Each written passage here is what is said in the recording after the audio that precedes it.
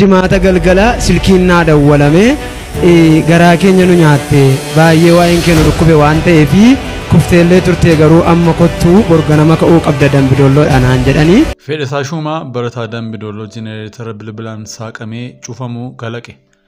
Mana nama dhuunfaatti halkan daabboo tolchaan buleen guyyaa barachaa ture jedha. Barataa Fedhisaa Shumaa haa ta'u malee tibbana hojii kalaqaa hojjeteen beekamtii argateera. Marsaa isa kana isa lammaffaa ja'affaan baasanii dorgommichi isa dhumaa miti waan ta'eef hinaarree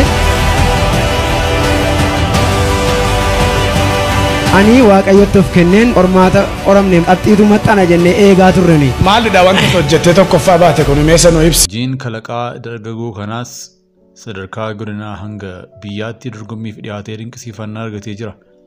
Kalaqa kanaanis dorgommii biyyaalessaa irratti hirmaachuun dhiyeenya kanaa birrii 260 badhaafamee jira. Guyyaa 4 chaarja'eetu waggaa tokkoof 6 hojjeta. Dhuftee laayinii irra galtee ammamittidha kan milkaa'ina kan argate. Kana malees sababa hojii kalaqasaa kanaan allama sagantaawwan garaa garaa irratti ministeerri muummee Itoophiyaa Abiy Ahmed waliin wal argee hima. Fedhasaan yaadawwan kalaqaa teekinooloojii hedduu qabaatus barbaachisummaa annisaan qaburraa kan ka'e jenereetara boba'aa malee hojjetu irratti xiyyeeffachuu hima. Haa ta'u malee jireenyi dargaggoo kanaa qormaanni kan itti baay'ate ture. Kun lafa kanarra ergan dhufee kan naa ta'e jechuudha. Waaqayyo xaxaa bara dheeraan irraa ciree kanaaf waaqayyoon naa galateeffadha. Ameen.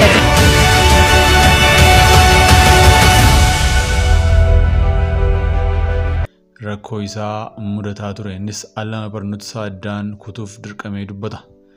Waggaa 6 mana namaan hojjedhee jedha. Dargaggoon umriin isaa waggaa 26 ta'ee Fedhisaa Shumaa godina Qellam Wallaggaa magaalaa Dambidollootti dhalatee guddate. Yeroo ammaa mana barumsaa Oliiqaa Dingilitti kutaa 7ffaa yoo baratu barumsaan isaan cinatti hojii meeshaalee elektirooniksii suphuuf kalaqaawwan garaa garaa hojjeta. Bara 2001 barnoota akka eegale kan immoo dargaggoon kun sababa rakkoo dinagdee maatiin barnoota isaa bara 2003 fi 2009tti haala maddaan kutuuf akka dirqamee hima. Haalli maatii na gargaaruuf rakkisaa waan tureef barumsa addaan kutaan ture. Mana namaas hojjechuu jalqabeen ture. Achuma keessatti jireenya koo fooyyessuuf hojii kalaqaa baay'een hojjechaa ture jedha. Bulaa 8 qabaa hundi keenya barnoota addaan kutuuf yeroo ta'u hundi keenya addaan kunnee taa'urraa ani isin gargaara jedhee bulaa lamaan barsiisaa ture. Haala keessa ture isni hima. Sana booda waggaa 6 mana namaatti qacaramee hojjeteera. Mana namaa baay'een hojjechaa ture. Hojii biskuutiif daabboo hojjechuu garaa garaa ta'uun nama jalattiin baree jedha. Al tokko halkan guutuu daabboo tolchaan bulaa. Yeroo sanaa yemmuun mana barumsaa deemuu hirribni jeeqa ture. Kan jedhu barataan kun hanqinni hirribaa barnoota isaa irratti dhiibbaa geessisuu akka jalqabee hima. Yeroon kutaa keessaa baay'ee itti ciisu ture. Yeroo barattoonni boqonnaaf ba'an ani daree keessan ciisa yommuu ol galan illee hin dhaga'u ijoolletu na dammaqsa ture jedha. Yeroon barsiisonni beekaa rafaa jirutti fakkaadhes jira. Rakkoon kun hammaachaa yommuu deemu barumsa addaan kutee jedha. Jalqabbii hojii kalaqaa. Hojii kalaqaa akka lakkoofsa Itoophiyaatti bara 2005 akka eegalee kan himu Fedhasaan taateen hojii kalaqaatti akka cichuu isaa taasisee hojii mana barsiisaadhaan kennameef ture akka ta'e hima. Barsiisaan moodela hojjedhaa nuun jedhee anis moodela barcuma soofaa mukarraa hojjedhee galche. Barsiisaanis moodela sana argee baay'ee bareedaadhamee kan biraallee hojjedhu firiinaan jedhee jechuun attamitti akka eegalee hima. Hojii kalaqaan cinatti hojii suphaa elektirooniksii cimsaa deemuu kan himu barataan kun bara 2009 dunkaana mataa isaa banachuun hojii suphaa meeshaalee elektirooniksii bifa guutuu ta'een hojjechuu eegale. Amma mana elektirooniksii kootti hojiiwwan suphiinsaa kanneen akka moobaayilaa, jiippaazii, televiziyoonaa fi meeshaalee elektirooniksii hundaan hojjedhaa jedha. Kalaqa jenereetara boba'aa malee annisaa maddisiisu. Hojii kalaqaa jenereetaraaf ka'umsa kan ta'eef rakkoo adda ciccituu elektiriikii magaalaa Dambidolloo keessa jiru akka ta'e hima Fedhasaan. Sababaan hojii elektirooniksii hojjedhuuf Dambidolloo keessaa ibsaan yeroo baay'ee hin argamu. Ibsaan torbee tokkoof yoo jiraate ji'a tokko kan ta'uuf immoo ni bada. Hojiin nuti hojjennu ibsaa barbaada, kanaaf walitti fufiinsaan hojii hojjechuu hin dandeenye jedha. Rakkoo adda addaa cituu ibsaa isa mudatee furuuf jeeneetara boba'aan hojjetu bitee turus boba'aa dafee fixuu isaatiin akkasumas baasii suphaa waan qabuuf amansiisaa ta'uu akka hin dandeenye hima. Jeeneetara kana hojjechuu bara 2009 ture kanan eegalee jedha. Yeroo milkaa'uu hin dandeenye ture. Bara 2010tti ammoo ergan hojjedheen booda garuu na jalaa gubatee jedha. Sana boodas hojii kalaqa jeeneetaraa kanaa yeroof dhiiseen akka turee fi bara 2012tti deebi'ee hojjechuu eegaluu hima. Boodaras bifa guutuu ta'een bara 2014 keessa hojjetee xumuruu isaa dubbata. Jeeneetara itti bilbiluun banuuf cufuun danda'amu. Jeeneetarri kalaqee baatirii konkolaataa yookiin baatirii faaduu akka fayyadamu kan himu dargaggoo fedha isaan jeeneetarichi annisaa ofiif maddisiisuun jala jalaan humna guutachaa yookaan of chaarjessaa boba'a malee itti fufiinsaan annisaa kennuu danda'a jedha. Baatirii konkolaataa kana ibsaarraa chaarjii godhannaa yoo ibsaan hin jiraanne paanaalii soolaarii fayyadamnee chaarjii gochuu dandeenya. Baatirii kanaa ibsaan kan chaarjessinu yoo ta'e guyyoota 3f chaarjessinaa.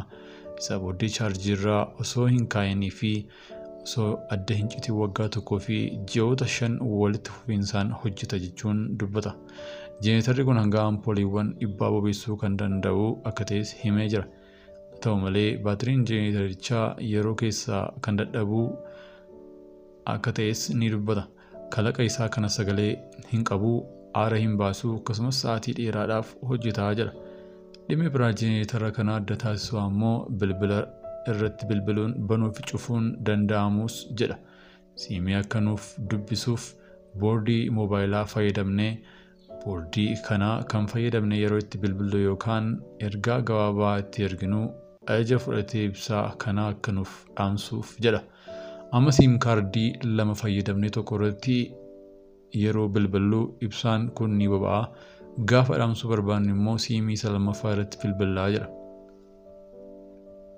Sababoota jeeneetarichi bifaan bilbilaan akka ka'uu fi dhaamuu itti godhe keessaa tokko rakkoo nageenyaa darbee magaalaa Dambidolloo mudatu akka ta'es barataa fedha isaan ni dubbata. Yeroo tokko haala nageenyaan wal qabatee magaalaan keenya keessa rakkoon ni jira. Yeroon itti fiignu fa'aa ni jiraata. Kanaaf manuma koo taa'ee ibsicha cufuudhaaf kanan hojjedhee jedha. Ammaaf bilbila qofaan dhaamsuun danda'ama. Fuulduratti garuu teeleetti heeyyama koo geessee gara ergaa barreeffamaa qofaatti akkan isaan naaf deebisan gochaan jira jechuunis itti himee jira. Teekinooloojicha baay'ee jaallataniiru. Barataa Fedhasaa Shumaa jeeneetara kalaqee kanaan dorgommiilee kalaqaa sadarkaa godinaa hanga biyyaatti jiran irratti dorgommee dinqisiifannaa argatee jira. Sababa hojii kalaqa isaa kanaan allama sagantaawwan garaagaraa irratti muummee ministeera Abiyyi Ahmed waliin wal arguu kan himu barataa Fedhasaan. Kalaqni kun uummata keenya baadiyyaa baay'ee kan fayyaduuf hojiitti galuu qaba jedhanii darban jechuun hima. Barataan kun dorgommii yaada kalaqaa hojii biroo Itoophiyaa bara 2015 kan ministeera hojii fi dandeettiitiin qophaa'e irratti dorgomuun tibbana badhaasa birrii 260 argatee jira. Kalaqni kun sararawwan elektiriikii daandii fagoo deeman kan hin barbaanne ta'uu isaatiin lubbuu namaa sababa elektiriikiin darbuu kan hambisuu ta'uusaa akkasumas rakkoo hanqina dhiyeessii elektiriikii iddoowwan baadiyyaa biyyattii jiru gama furuun faayidaa qabeessa akka ta'e qopheessitoota dorgommichaatti himuus dubbata. Teekinooloojicha baay'ee jaallataniiru garuu gara fuulduraatti hojiitti galuu qabanaan jedhaniiru jechuun haala dorgommii biroo Itoophiyaa irraa ture hima. Karoorri koo oomishatti galee kalaqa kana hawaasa qaqqabsiisuudha jedha. Wanti kun rakkoo koo erga furee gadi bahee yoo hawaasaafis bu'aa qabaate anaaf gammachuu guddaadha jedha. Gama biraatiin obbolaawwan Fedhasaa inni barsiisaa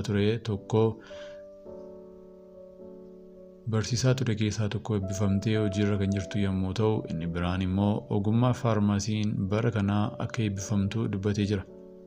Amma ergan of danda'ee boodaa fi obbolaanis toora naaf qabatanii booddee gara mana barumsaatti deebi'eera jechuun hime.